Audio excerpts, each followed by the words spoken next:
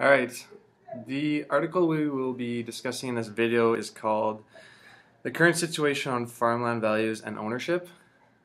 And I'm going to go through the background just to get a brief of the article. So, the article, like I said, is The Current Situation on Farmland Values and Ownership.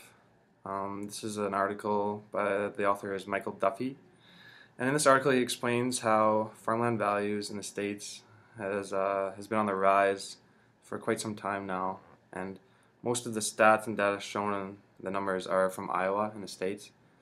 So most of the questions he asks are like, who owns the land? It's a huge topic in this article, and as many states have restrictions on corporate land ownership and foreign ownership, it's difficult for foreign owners to buy and purchase land, so it mostly stays with the farmland owners. But to go over the economics part of it, I'm going to switch it over to my partner, and he's got it. Okay, I'm VideoGr20. I'm glad to be here to give you guys my presentation. Now I have a question for you guys. What is the most important basic agricultural economic? Yeah, I think almost people will be say land. So today I will explain more about farmer land value in the economics. How increase farmland value to affect agricultural market, such as agricultural products price and quantity of supply. Also, the farmers might change their production. First of all, I will show you guys how increasing farmland value to change agricultural products price. In the economics, most people know that the product price is dependent on the cost, and and also the farmland cost is the biggest cost in agricultural economics. In this situation, when the farmland value is increasing, the fixed cost is increasing. That makes the agricultural products price is rising too fast. Next, I will talk about the influence of agricultural product supply and demand. Now, we know this situation might increase agricultural products price. Therefore, higher price might make farmers supply more quantity of products and make a consumer demand less quantity of product. Because in economics, when the price is increasing, the supply will be increasing too, but the demand will be decreasing. Unfortunately, this situation might cause inflation in agriculture market because the supply is higher than demand. Let me show you a graph.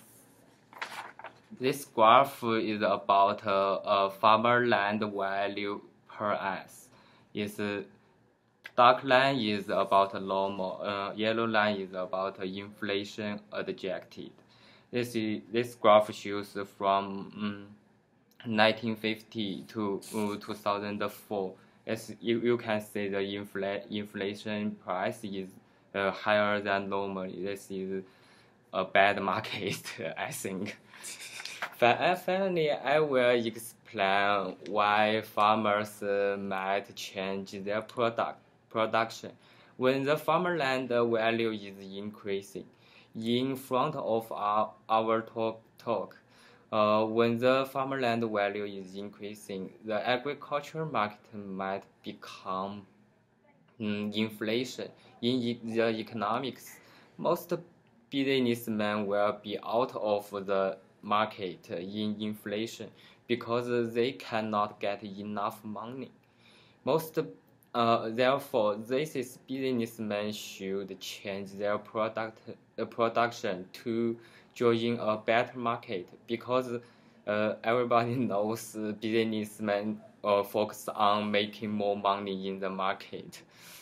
So, in my own opinion, the farmland value continues reason that might make inflation agricultural marketing. That also might may lead some farmers quit this marketing to produce another product.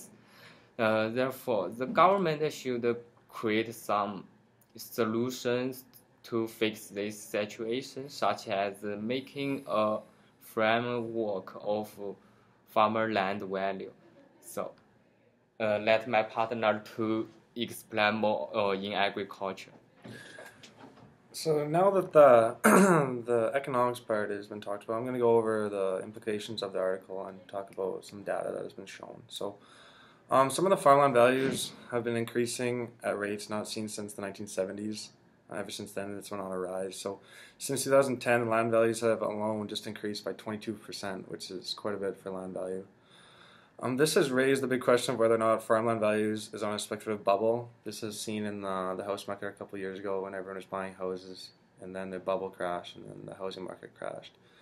So that could be an option that could happen for farmland values, but there are many reasons why today's land values are on the rise, but most of the reasons are based on sound economic fundamentals. So, for example, land farmers, land that was $2,000 an acre a couple of years ago is now selling at a rate of $3,000 an acre, which is a big increase.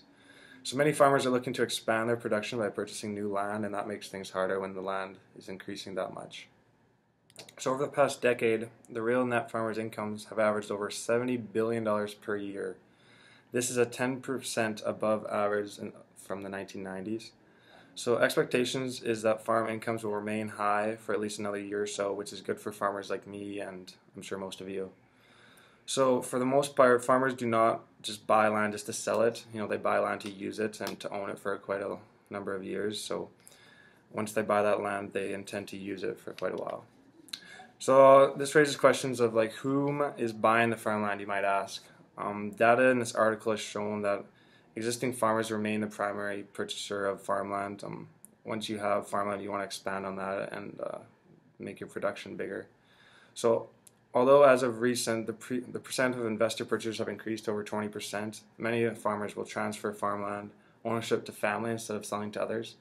So once you own the farmland, you want to sell it to farmland or to family or people that you know or neighbors, something like that. So many farmers will transfer.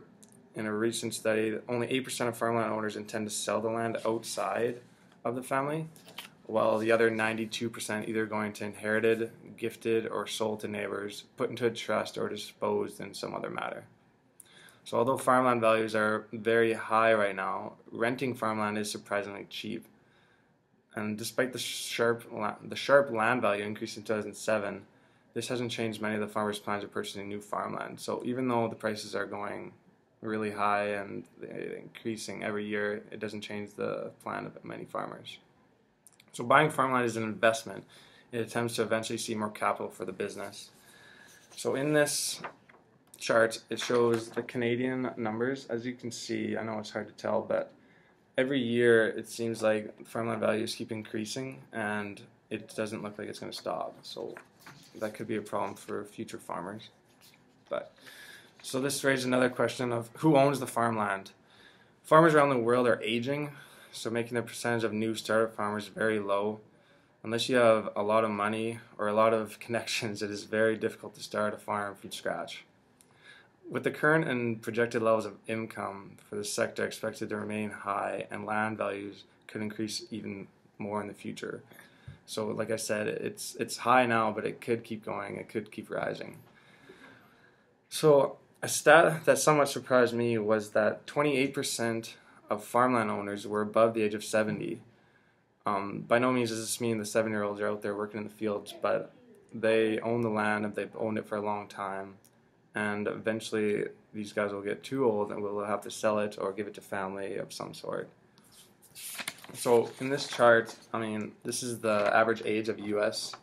So as you can see, in 1970, it's just been on a constant rise, and that's why all the farmers are getting to an age where they're going to have to do something with it, and they'll have to sell it to either another farmer family. So that pretty much covers my parts and our parts, and yeah. I guess that's how we end it.